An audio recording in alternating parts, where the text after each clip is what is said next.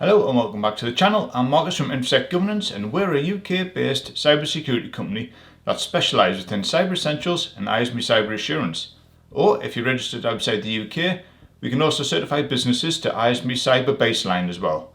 So if you're interested in any of these certifications, check out our links below the video and get in touch and we'll be more than happy to help you out. In today's video, we're going to be talking about risk registers and how you can go and set up a risk register within 10 minutes of after watching this video. So just like our recent videos, we're going to be providing a templated version already set up for you. So you can download the template, the link is in the description below this video, open it up and get started and have a risk register fairly quickly after watching this video. The risk register we're going to be looking at today, and the one that you can download from below the video, is a comprehensive one and is color coded as well for visualization.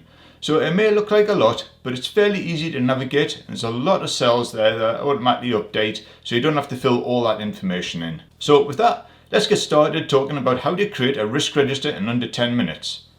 Now if you like this video, please like the video. It gives us a bit more information about who's liking the videos, our content and things like that. If you like our content, subscribe to the channel as well, it'll help a lot.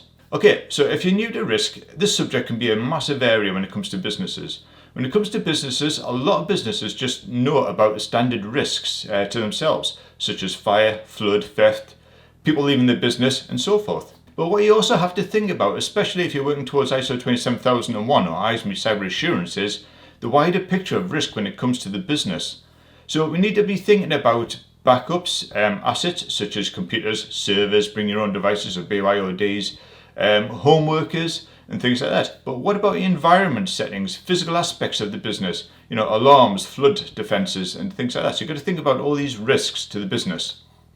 So as an example, if you work in a managed building in the middle of the city and it's got a shared reception area, what are those risks here?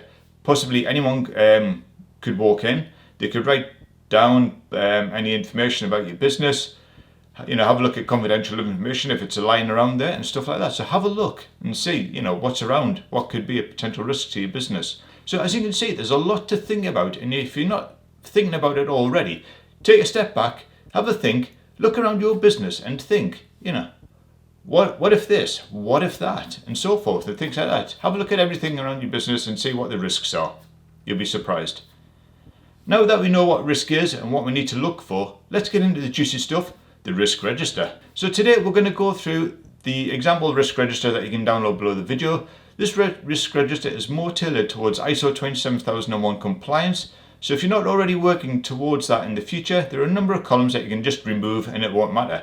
It just makes it a little bit easier for you. Or you can leave them in and work towards it. But ideally, you want to create an asset register in Excel or some other type of spreadsheet because it just makes life a little bit easier to work with the columns and automation and things like that. But when you have a look at it, it could be a little bit overwhelming, but we'll talk about all these columns that we're going to be going through, and it should be fairly easy for you as we go through it. So first up, when it comes to risk registers, you need to have some sort of well-defined risk impact matrix or a scale in place, so you can identify what the risk impact is to your business and how severe it is. As a standard, you should include the CIA triad, so confidentiality, integrity and availability. So looking at, what the impacts are to your business, how often it's going to happen and things like that. In our template, you can see that we've got the confidentiality, integrity and availability listed on the left hand side. And then when we have an impact level a bit further across, you can see what the impact is going to be. So a low impact, it may happen every 6 to 12 months. We've got a medium impact where it might happen every 1 to 6 months, or a critical impact if it happens more recently than that, every week, every day, things like that. So when it comes to defining your risks and looking at the severity, you should go off this scale or one similar to that and then build upon that. Now we're going to move on to the risk register. This is where you'll spend most of your time. Now this page is split into several sections, which are split into several columns, and we're just going to go through these now and we'll just work through them. So the first section, risk details. In this section, you want to be looking at having a unique reference for your risk. Then we need to have a primary asset or a sub-asset as well. And now depending upon you and your business, you could either have all of these two columns or you could consolidate them down into one. It primarily depends upon your business and how much information you want to have. But it could be that primary asset is hardware, sub-asset is desktop, laptop, something like that. Then we have risk and risk impact description.